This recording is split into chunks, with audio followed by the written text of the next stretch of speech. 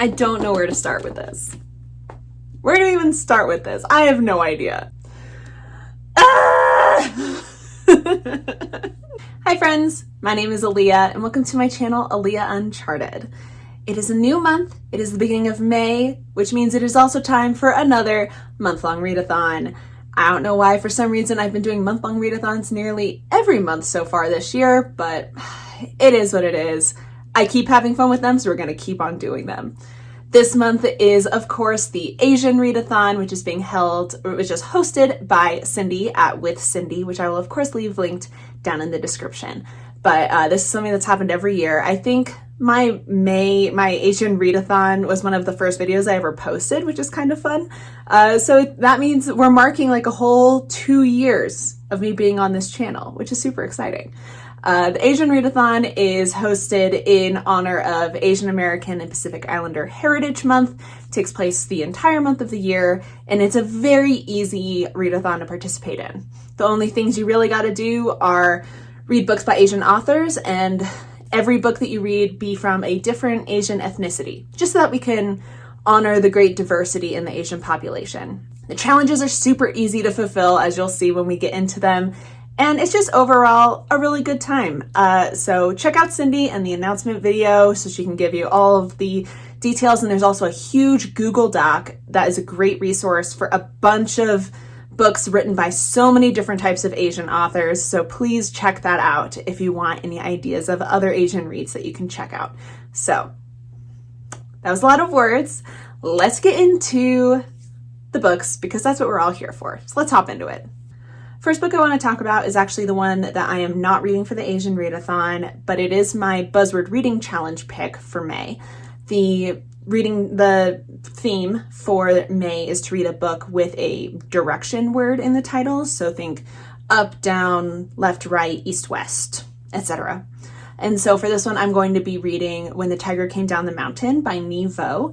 This is the second book in a series of novellas following a young cleric named Chi, who is going around collecting stories, from what I remember.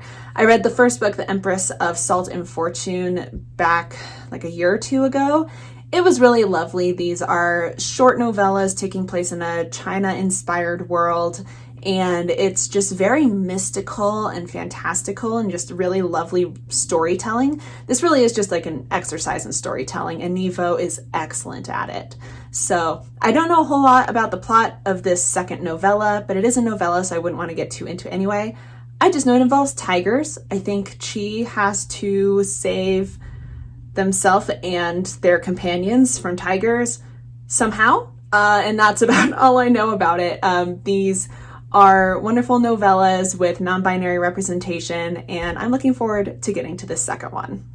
The first challenge is always the same, and that is just to read a book by an Asian author. See, they're pretty simple. It's great. And for this, I'm going to be reading Kim Ji-young. Oh, it's shiny. You can tell it's a library book.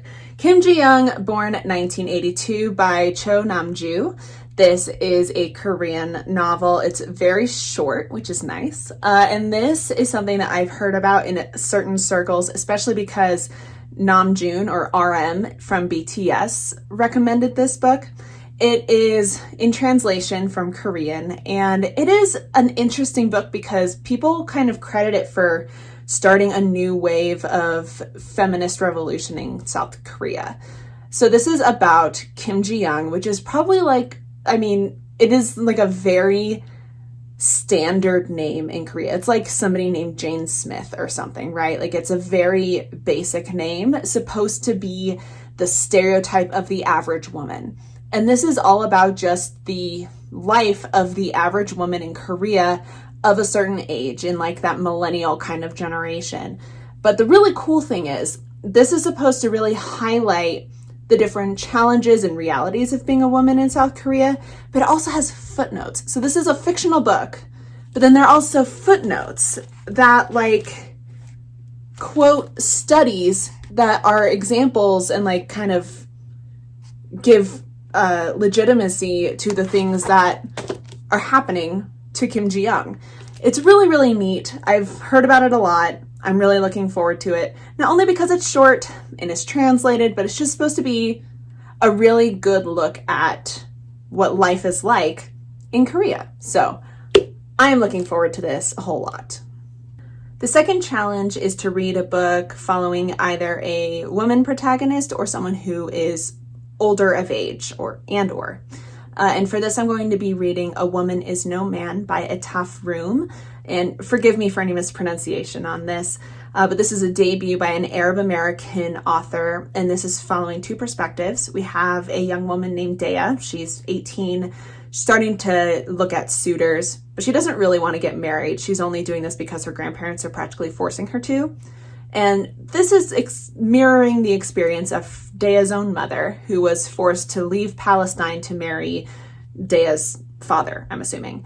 The thing is, Dea doesn't know her parents. They supposedly died in a car accident. And so somebody comes around who's vaguely familiar, starts giving Dea clues as to what really happened.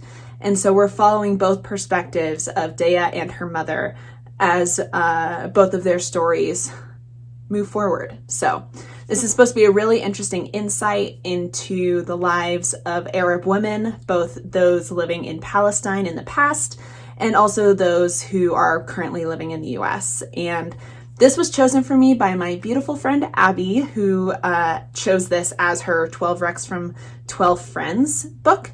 And so I'm looking forward to reading this. I always love to have books with Palestinian perspectives on my list, and this just sounds like it'll be really cool insights that I'm looking forward to. So yes, I think this is going to be a good time. The third challenge is to read a book that is set in a totally different world from you. And that can be either contemporary or sci-fi fantasy. And for this one, I am going to be reading The Grandmaster of Demonic Cultivation by, Mo Tsiang Ton Chu. Ooh, I'm sure I did that so badly. I'm so sorry to my Chinese speaking viewers. I've been trying to figure out how to explain what this book is about. This is the light novel that the Netflix series The Untamed was based off of. This is coming from China, and this is the first time it's been formally translated into English. Before now, there have only been like fan translations online. So it's very exciting that I can physically have this in my hands. How to do this? This is coming from a very specific genre in Chinese media and pop culture called wuxia. And wuxia's kind of got a bit of a historical setting, but with also a type of magic called cultivation that has aspects of I think some Buddhism, some martial arts. There are a lot of different things at play here. And it's one of those things you kind of have to just dive into because we don't really have an equivalent here in the West. But it's very, very cool. It's very distinctive. And so if you know what wuxia is, you'll have a general understanding of how this world works. So this is about a young man named Wei Wuxian. And again, I'm going to preface this by saying I'm not sure I'm going to pronounce any of these names right because I cannot speak Mandarin, but bear with me here. So about Wei Wuxian. He is a strong cultivator. He is known as a bit of a troublemaker, doesn't really like the rules a whole lot, but he's very strong, has a very strong moral compass, and, you know, he's always trying to do the right thing. But it's war. There's war happening, and because of certain circumstances, he ends up resorting to demonic cultivation to do what needs to be done. And in so doing, kind of turns the entirety of the cultivation world against him to the point that when he dies in this war, everybody rejoices that he's gone. Bummer. Then, I think it's like, 16, 17 years later, he wakes up in the body of an aggrieved young man who wants Wei Wuxian to enact revenge on the people who have wronged him. So now, all of a sudden, Wei Wuxian has a second chance at life. But the thing is, it's only been 16 or 17 years. So the life he left behind when he died the first time isn't totally gone. Like, the people that he knew are still there. And so now he has to not only deal with getting this revenge for the guy whose body he's now in, but then also having to reckon with the aftermath of what he left behind. And so there's a whole lot going on here. And then this is also going to involve Lan Wangji, who is this guy in the white. This is Wei Wuxian, Lan Wangji. Lan Wangji is also a very prominent, powerful, well-respected cultivator. And he and Wei Wuxian knew each other when they were young. And so then when Wei Wuxian comes back, Lan Wangji is kind of there to help put all the pieces together. This is LGBTQ, which is wonderful. We've got a bit of a male-male romance going on here, although it is potentially the slowest burn in the world. So I guess know that going in. There's demonic stuff in here. There's a whole lot, but I'm so excited. I loved the show when I watched it, and I was like this close to reading the fan translations online, but then I heard about this formal translation, and so I was like, I'm gonna wait until I have a beautiful book in my hand. And not only is it a beautiful book, it's beautiful inside too. There are illustrations.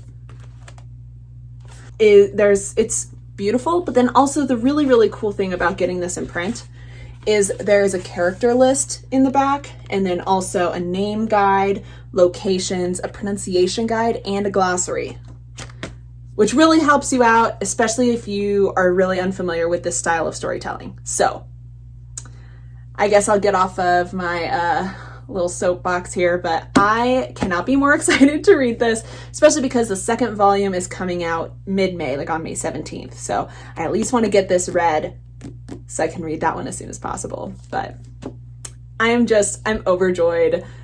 I cannot wait to get this in my body. The fourth challenge is to read a book with a beautiful cover. And so for this, I chose Kaikai by Vaishnavi Patel. This is a book that I've been highly anticipating ever since I heard the announcement. And I have to admit, one of the biggest pulls for me was this cover. She is stunning. And so I'm just really, really looking forward to reading this. This is a debut novel, and it is it's a retelling of the Ramayana, which is an epic of Indian mythology. But this is actually following Kaikai, who is the evil queen antagonist character of the Ramayana. So it's more about her perspective and her story, which is really interesting. So I have to admit, I don't know a whole lot about this plot-wise. I haven't looked into it a whole lot, and I don't know the particulars of the Ramayana, so I'm not even gonna pretend like I do. But I just know it sounds very intriguing. And I also remember hearing that there might be ace or aro ace representation in this. So that's always exciting. I will always take a little bit of ace rep. So yeah, I don't know. I'm really looking forward to this. I think it's just going to be a really magical time. Last but not least, we have challenge number 5, which is to read a book that has come highly recommended. And for this, I'll be reading The Sound of Waves by Yukio Mishima. This has been recommended to me relentlessly by my beautiful sister Nova, so much so that she has made this her selection for my 12 Recs from 12 Friends challenge. And so now I've got to read it. It's taken me years, but we're finally getting to it. This is a short novel translated from Japanese from 1956. And it's just one of those novels that is a timeless story of first love. This is taking place in a remote fishing village in Japan, and we have Shinji, who is a young fisherman, and Hatsue, who is the daughter of the wealthiest man in town, or wealthiest man in the village. And so this is their love story of like how their feelings grow, how they navigate what their relationship can look like, and the gossip of the villagers, the restrictions of the time, etc. So I think this is just going to be very lovely. It is, again, like one of just those timeless love stories that is always so nice and near universal. And so I think this is just going to be really nice. Nova absolutely loved the heck out of it. It's why she's been trying to get me to read this for years. And so I know that I'm also going to really, really enjoy this. And it's about time that I get to it. All right, so that is my TBR for May. I am very excited for this next round of Asian Readathon. It's always something I look forward to because there are always so many good books by Asian authors. especially because I have been sitting on a few of these for a while, and then other ones I have 100% been saving for this readathon. So overall, it's just going to be a really good spread and a really good time. So yeah. I would love to know if you're going to be participating in the Asian Readathon and what you're planning on reading, or if you're not, what's a book you're excited about for May? Either way, hop down into the comments and chat with me about it. While you're down there, you can hit that like button and go ahead and hit that subscribe if you want to see more from me. But otherwise, that's all I've got for you today. Thank you so much for stopping by and hanging out with me. I really appreciate it, and I will see you in the next video. Bye.